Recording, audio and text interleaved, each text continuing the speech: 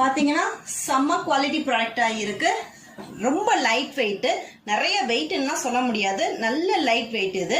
அதுக்கப்புறம் பாத்தீங்கன்னா இதுல நான் சொன்ன மாதிரி அந்த விண்டோ இருக்கிறதுனால உங்களால ஈஸியாவே இதுல சீ த்ரூ பண்ண முடியும்.